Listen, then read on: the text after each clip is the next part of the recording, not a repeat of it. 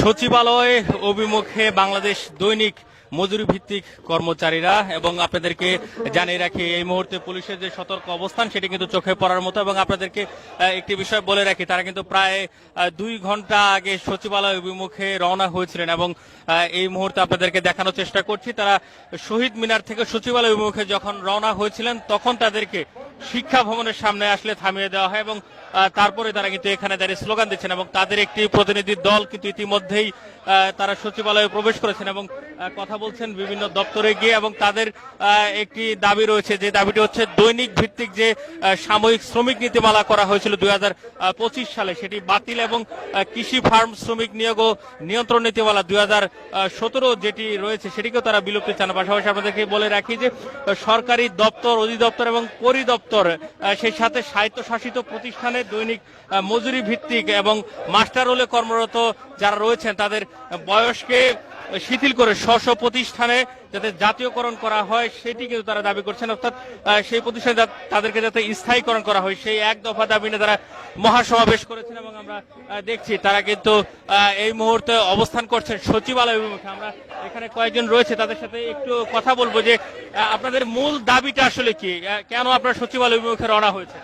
আজকে মূলত আমাদের এই সচিবালয়ের উদ্দেশ্যে রওনা হল রং মার্চ, একটাই কারণ, সেটা হলো গিয়ে আমরা বিগত 30 বছর, 25 বছর, 15 বছর, যেমন আমি পার্সোনালি আমার চাকরির বয়স আজকে 18 বছর, আমরা রাজস্ব খাতে যাওয়ার জন্য বিগত দিনে পেশকালায় বসেছি। আমাদের বিভিন্ন অজুহাত দেখাইয়া আমাদের রাজস্ব নেওয়া হচ্ছে না। ইতিমধ্যে কিছুদিন আগে 25 নীতিমালা করা হয়েছে। সেই নীতিমালায় আমাদেরকে ডেলি লেবার মার্কেট থেকে যে লেবারগুলো নিয়ে ডেলি হাজিরা দেওয়া হয় সেই হাজিরা নীতিমালার ভিতরে আমাদেরকে ফেলে দিচ্ছে। এতে করে আমাদের রাজস্ব খাতের যে যাওয়ার একটা প্ল্যান, যে একটা অবস্থা ছিল, আগে যে আমরা রাজস্ব খাতের এদিক থেকে একটা কোড়ার মাধ্যমে বেতন পেতাম, সেই বেতনটা এখন আমাদের টেলিবেসিটের মাধ্যমে ফেলে দিচ্ছে। সেজন্য আজকে আমরা এই 25 নীতিমালা মানবো না। আমাদের স্লোগান একটাই। আচ্ছা, আমরা একটা স্লোগান শুনছিলাম যে কাজ করি 30 দিন, বেতন পাই 22 দিন, মানে এটি তার আসলে কি বোঝানো হয়েছে? আপনারা 22 দিনের বেতন কিভাবে পান? মানে আপনারা অবগত আছেন যে বাংলাদেশের যতগুলো মূল্যবান মন্ত্রণালয় আছে, যেমন আপনার গণভবন, বঙ্গভবন, সচিবালয়, পদ্মা, মেঘনা, যমুনা, সংসদ ভবন, এবং বাংলাদেশে যত আপনার আবাসন খাত আছে, সব জায়গায় আমাদের গণভুক্তের দৈনিক ভিত্তিক কর্মচারী কর্ম করে থাকে। ইভেন আমাদের গণভুক্তের সচিব, গণভুক্তের চিফ ইঞ্জিনিয়ার, তার ড্রাইভার আমাদের দৈনিক ভিত্তিক, কিন্তু আমাদের বোনাস নাই। একটি লোক যদি গার্মেন্টসে বিগত 1 বছর চাকরি করে থাকে তার কিন্তু বোনাস আছে, কিন্তু আজকে আমার চাকরি 17 বছর, আমি আমার সন্তানকে বলতে পারি না যে বাবা আমি বোনাস পাই নাই, আমার শ্বশুর বাড়ি বলতে পারি না আমি বোনাস পাই নাই। কারণ কি জন্য? আমরা একটা বৈষম্যের ভিতরে পড়ে আছি। একই দেশে 2 বৈষম্য এটাকে হয়, আপনিই বলেন। কারণ একটা সাধারণ কলকারখানায় চাকরি করলেও বছর শেষে একটা বোনাস পাওয়া যায়, কিন্তু আমরা কিন্তু বিগত 17 বছর, 30 বছরও আছে আমাদের সিনিয়র ভাই ব্রাদার আজ পর্যন্ত কোনো বোনাস পায় না। আর যেটা আপনি আমাকে প্রশ্ন করেছেন, যেটা 22 দিন বেতন আর 30 দিন, আমরা যারা গণভুক্তে আছি, যেমন টেকনিশিয়ান, যেমন আপনার পাম্প চালক, যেমন আপনার মেডিকেলে যারা ডিউটি করে থাকি, আমাদের 22 দিন আর 30 দিন নাই, 24 জন আমাদের ডিউটি করতে হয়। সেই ক্ষেত্রে আমাদের বিগত দিনগুলোতে আমাদের 26 দিন 30 দিন হাজিরা দেওয়া হতো, মানে পর্যায়ক্রমে, কিন্তু এখন কিন্তু সেটা আমাদেরকে গড়ে 22 দিনের করা হয়েছে। সেই ক্ষেত্রে 22 দিনে আমরা মানতে চাই না, কারণ আমরা 30 দিন হাজিরা কাজ করে থাকি। একটা পাম্প, একটা সরকারি আবাসনের 30 ঘন্টায় আপনার মোটরটা সার্ভিস দিতে হয়। যেমন পাম্প 30 ঘন্টা না চলে, মানে সবসময় লোক না থাকলে ওই পাম্প চলবে না। ঢাকা মেডিকেল বলেন, ঢাকা মেডিকেল বলে 1 ঘন্টা পানি না রাখলে মেডিকেল চলবে না। সরদি হসপিটাল, হৃদরোগ হসপিটাল, পঙ্গু হসপিটাল, শিশু হসপিটাল, ইভেন ক্যান্সার হসপিটাল, এবং আপনার সংসদ ভবন 1 ঘন্টা পানিতে থাকলে চলবে, 1 ঘন্টা একটা ঘাট না থাকলে চলবে। সেই ক্ষেত্রে 30 ঘন্টা আমরা সার্ভিস দিয়ে যাচ্ছি, 24 ঘন্টা সার্ভিস দিয়ে যাচ্ছি, কিন্তু সেই ক্ষেত্রে কিন্তু আমরা সেই সেবাটা পাচ্ছি না, আমার বেতনটা পাচ্ছি না।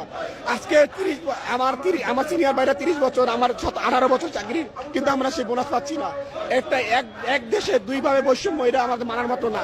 সেই দরবার নির্বিশেষে অবশেষে আমরা আমাদের পিঠে অলরেডি ঠিক হয়ে গেছে, বিদায় আমরা আজকে মাঠে নেমেছি। ধন্যবাদ। আমরা দেখছি যে অসংখ্য শ্রমিক যারা রয়েছে তারা এই মুহূর্তে সচিবালয় অভিমুখে অবস্থান নিয়েছে। আমরা আর কয়েকজনের সাথে একটু কথা বলবো, কথা বলে জানার চেষ্টা করবো যে আসলে একটি বিষয় একটু ক্লিয়ার করবেন যে বলা হচ্ছে 25-এর যে নীতিমালা রয়েছে সেটি আপনারা বাতিল চাচ্ছেন। 25-এর নীতিমালায় কি উল্লেখ করা রয়েছে? 25-এর নীতিমালায় উল্লেখ করা আছে যে আমরা গেছিলাম দৈনিক ভিত্তিতে, আর 25-এর যে নীতিমালা হয়েছে ওটাতে আমাদের সাময়িক শ্রমিক বানানো হয়েছে। আসলে চাকরি কিন্তু দুইটা, একটা হচ্ছে রাজস্ব পদে, আর একটা হচ্ছে এই আপনার মাস্টার রোল ছিল এখন নাই, সেটা হচ্ছে দৈনিক ভিত্তিক।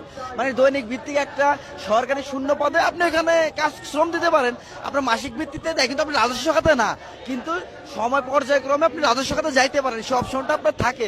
কিন্তু আমাদের দেখা গেল মানুষ 5 বছর 10 বছর 20 বছর পর্যন্ত চাকরি করে, এতদিন পরে তাদেরকে সাময়িক শ্রমিক বানানো হয়েছে। সাময়িক শ্রমিক কারা? যারা হচ্ছে 2 মাস 5 মাস 6 মাস পর্যন্ত চাকরি করতে পারে, সীমিত সময়ের জন্য যাদেরকে নেয়, তারপর তাদেরকে বাদ দিয়ে দেয়। এখন আমাদের নিচে কিভাবে? আমি ঢুকছি দৈনিক ভিত্তিতে, হ্যাঁ দৈনিক ভিত্তিতে ঢুকছি, কিন্তু আমাকে বানাচ্ছে সাময়িক শ্রমিক। আমি তো সাময়িক শ্রমিক হিসেবে ঢুকি নাই, দৈনিক ভিত্তিতে আমার ঢোকা, কিন্তু আমাকে বানাচ্ছে সাময়িক শ্রমিক।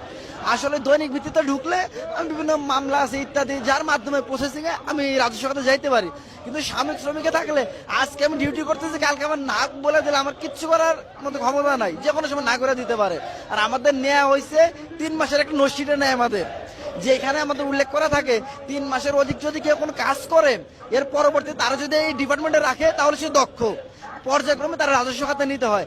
সেইখানে আমাদেরকে 5 বছর 6 বছর 10 বছর 15 বছর পর্যন্ত কাজ করায়। একবার যত লোক আছে সবাই সাময়িক শ্রমিকে নিয়ে আসতেছে। আর সাময়িক শ্রমিকে থাকলে তাহলে যে কোনো সময় নাই, মানে সাময়িক ভাবে আর কি, যে কোনো সময় সরকার ওইখানে রাজস্ব খাতে আপনার নিয়োগ দিলে তারা থাকবে না। আর সাময়িক শ্রমিকে তারা 22 দিনের বেশি বেতন কোনোভাবে নিতে পারবে না। আমি হচ্ছে রোডস এন্ড হাইওয়ে থেকে আসছি, আমার ওইখানে আপনার যে কোনো প্রাকৃতিক দুর্যোগ বা যে কোনো আপনার একটু বৃষ্টি হলে রাস্তায় একটু পানি জমে গেল, আমাদের কিন্তু যাইতে হয়। ঈদের ছুটি থাকলেও আমরা কিন্তু ছুটি পাই না, আমাদের সবার সেবা দেওয়ার জন্য আমাদের কিন্তু রাস্তায় থাকতে হয়, সব জায়গায় থাকতে হয়। কিন্তু আমাদেরকে যদি 22 দিনের বেশি বেতন না দেয় তাহলে কিভাবে হয়? আমরা 30 দিন তো এমনিতে এই ডিউটি করি, আপনারা জানেন রোডস এন্ড হাইওয়ে এর বিষয়টা। এই কারণে আমরা চাচ্ছি 25-এর যে নীতিমালা সেটা বাতিল হোক, আমরা যেভাবে পাইতাম ওইভাবে নিতে। আর মূল বিষয় হচ্ছে আমাদের যে হয়রানি করতেছে, এই হয়রানি শিকার যাতে আমাদের না করতে পারে, তার জন্য আমরা চাই আমাদেরকে রাজস্ব খাতে নেওয়া হোক। আমরা দেখছি যে এই মুহূর্তে এখনো কিন্তু স্লোগান দিচ্ছেন মজুরি ভিত্তিক কর্মচারী যারা রয়েছেন তারা, এবং এই ছিল এখান থেকে সর্ব